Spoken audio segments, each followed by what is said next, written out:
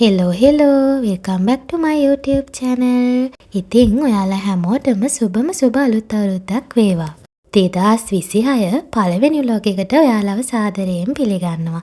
මේ vlog එකෙන් මම අරගෙන එන්නේ 31st night එකේ මම මොනවාද හැදුවේ කියලා. අපි මුලින්ම කේක් එකෙන් පටන් ගමු. ඉතින් මේ කේක් එක New Year කේක් එක විතරක් නෙවෙයි අපේ anniversary කේක් එක. එහෙනම් අපි අංගු මුලින්ම කේක් එක හදන හැටි බලන්න. මුලින්ම මගේ ගෝල්ඩ් කලර් කේක් බෝල් එකට ඇස්ට්‍රා කප් එකක්ම දාගත්තා. ඒ කියන්නේ ග්‍රෑම් 100ක්. ඊට පස්සේ ග්‍රයින්ඩ් කරපු සීනිත් ග්‍රෑම් 100ක් දාගත්තා. මං අද හදන්නේ ග්‍රෑම් 400ක රවුන්ඩ් කේක් එකක් නිසා තමයි හැම වර්ගයකින්ම ග්‍රෑම් 100 ගානේ දාගන්නේ. දැන් ඇස්ට්‍රා එකයි සීනි එකයි හොඳට බීට් කරගන්න ඕනේ. සීනි එක ග්‍රයින්ඩ් කරලා තියෙන නිසා මම බීටරේ ඔන් කරන්න කලින් පොඩ්ඩක් කලවම් කරලා හිටියා. එහෙම නැත්තම් මේ ඔක්කොම විසික් වෙනවා. ඊට පස්සේ මං ටයිමර් එක ඔන් කරලම විනාඩි 10ක් හොඳට බීට් කරගත්තා. විනාඩි 10ක් විනාඩි 8ක් විතර යනකොට ඔයාලට පේනවා මේක සුදු පාටට වගේ හැරෙනවා. අන්න ඒ වෙලාව තමයි ඉතින් බීට් වෙලා ඇති ගාන. ඔයාලට මේ පේන්නේ දැන් මේ විනාඩි 8කට 10කට කිට්ටුයි. එහෙනම් දැන් අපි බීට් කරන එක නවත්තලා ඊළඟ ස්ටෙප් එකට යමු. ඊළඟට කරන්න තියෙන්නේ මේකට බිත්තර කහමද එකතු කරගන්න එක. ඉතින් මං කිරලම බිත්තර දෙකක් අරගත්ත ග්‍රෑම් 100ක් වෙන්න.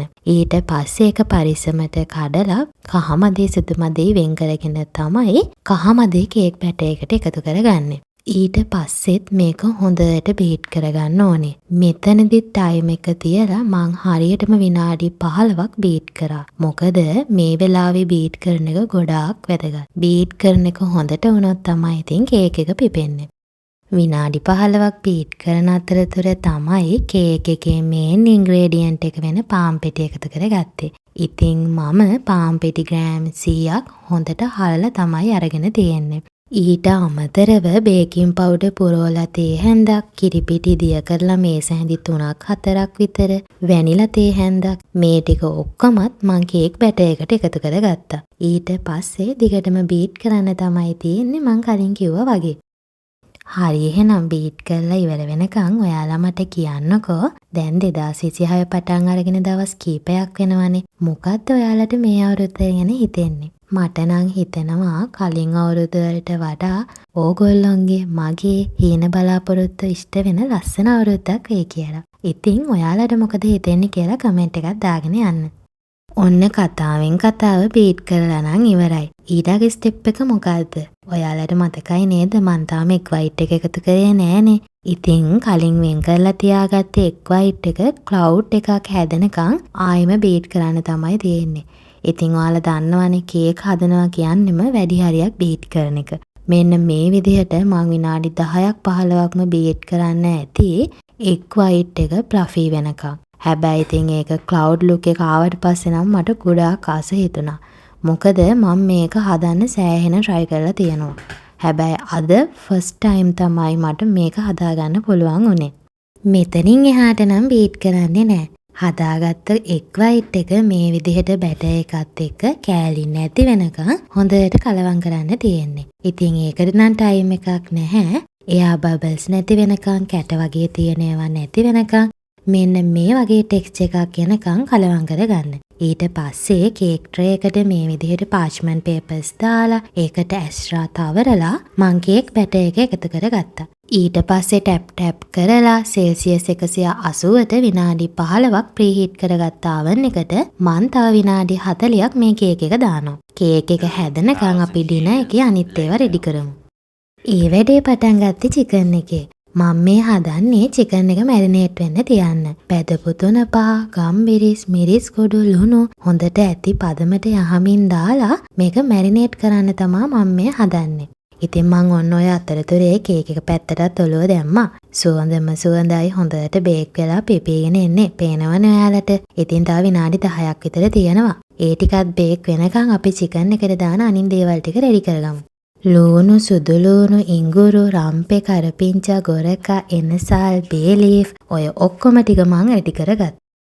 ඔන්න ඒ වෙනකොට කේක් එකේ ටයිම් එක නම් හරි. මං ඉතින් ටූත්පික් එකකින් ඇනලා බැලුවා මේක හොඳට කුක් වෙලාද කියලා. අවුලක් නෑ, කේක් එක හොඳට බේක් වෙලා තියෙනවා. ඒ හින්දා කේක් එක oven එකෙන් එළියට අරගෙන මේක නිවෙන්න තිබ්බා. මොකද මං දැන් මේක අයිසිං කරන්න ඕනේ, මැංගෝ ඇඩ් කරන්න ඕනේ, ගානිෂ් කරන්න ඕනේ, චොක්ලට්ස් ඇඩ් කරන්න ඕනේ. ඉතින් මෙච්චර රස්නේ පිටින් මේවා කරන්න බෑනේ. ඒ නිසා මං ඒක නිවෙන්න තියලා චිකන් එක හදන්න යන්නේ. කලින්ම චිකන් එක මැරිනේට් වෙන්න තිබ්බනේ. දැන් මං ඒකට ඕන කුළුබරු ටික ලෑස්ති කරනවා. ගම්බිරිස් කොඩු, මිරිස් කොඩු 3-5 බේ ලීෆ් මේ ටික හොඳට කබල බෙදගත්තා. ඒ අතරතුරේ චිකන් එක හැදෙනවා. ඔයාලට කියන්න මං අද මේ චිකන් එක හදලා තියෙන්නේ පොඩක්වත් තෙල් දාන්නේ නැතුව, චිකන් එක ෆ්‍රයි කරන්නේ නැතුව. මාරම රසයි. ඉතින් ඔයාලා තෙල් කන්න කැමති නැත්නම්, හොඳ නැත්නම් මේ විදිහ try කරලා බලන්න. මාරම රසයි. ඔන්න මේ වෙනකොට කේක් එක නිවිලා තියෙන්නේ. එහෙනම් අපි ඒක අයිසින් කරගමු. මුලින්ම මම ඇස්ට්‍රායි සීනි දාගන්නවා 1:2 අනුපාතෙට. සීනි එක මම බ්ලෙන්ඩ් කරලා තමයි අරගෙන තියෙන්නේ. ඊට පස්සේ මේක මං කලවම් කරන ගමන් රස වැඩි වෙන්න කිරිපිටි මේස හැඳි 3-4ක් වැනිලා පොඩ්ඩක් මේකට එකතු කරා. එතකොට තමයි බටර් අයිසින් එක ගොඩාක් රසට එන්නේ. මේ තියෙන්නේ පේස්ට් එකක් වෙනකම් බීට් කරලා මං හදාගත්ත බටර් අයිසින් එක. ඊට පස්සේ මං හදාගන්නා white chocolate mixture එකකුත්. ඉතින් මම මේ කේක් එක හදිස්සියේ හදන්න ගත්ත නිසා මට කඩේ ගන්න තිබ්බ එකම චොකලට් ජාතිය තමයි මේක. ඉතින් මම මේ පොඩි චොකලට් එකෙන් 5-6ක්ම අරගත්තා white chocolate mix එක හදාගන්න. මේ විදිහට ඒක බෝල් එකකට දාලා ඩබල් බොයිල් කරලා තමයි මං chocolate mix එක හදාගත්තේ. ඔන්න දැන් නම් කරන්න හදන්නේ මං ආසම වැඩේ. කේක් එක අයිසින් කරලා මැංගෝ ඇඩ් කරලා ගානිෂ් කරන්න තමයි යන්නේ. ඉතින් මුලින්ම මේ විදිහට මැද්දෙන් කේක් එක කපා ගත්තා. දැන් අපි මේකේ දෙපැත්තෙම අයිසින් තවර ගමු. ඔයගොල්ලන්ට කියන්න මේ අයිසින් එක මාරම සුවඳයි. කිරිපිටි ඇඩ් කරපු නිසා වෙන්නේ නැති කිරි සුවඳයි, කිරි රසයි. හරිම ෂෝක් එකට ඒක ඇවිල්ලා තියෙනවා. අයිසින් ලේයර් එක හොඳට තදට දාගත්තට පස්සේ මම මේකට ඇඩ් කරනවා මැංගෝ ලේයර් එක. ඉතින් මම මේ දාන්නේ TGC අඹ. එහෙම නැත්නම් අල්පොන්සෝ අඹ එක. මැංගෝ කේක් වලට දාන වෙනම අඹ වර්ගයක් තියෙනවද කියන නම් මන් දන්නේ නැහැ. අපේ ගෙදර මේ වෙලාවේ තිබ්බ TGC ගෙඩියෙන් කෑල්ලක් තමයි මම මේ විදිහට කපලා ඇඩ් කරේ.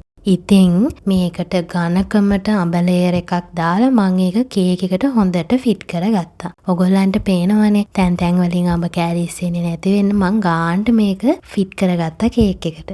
රස පාටයි නේද?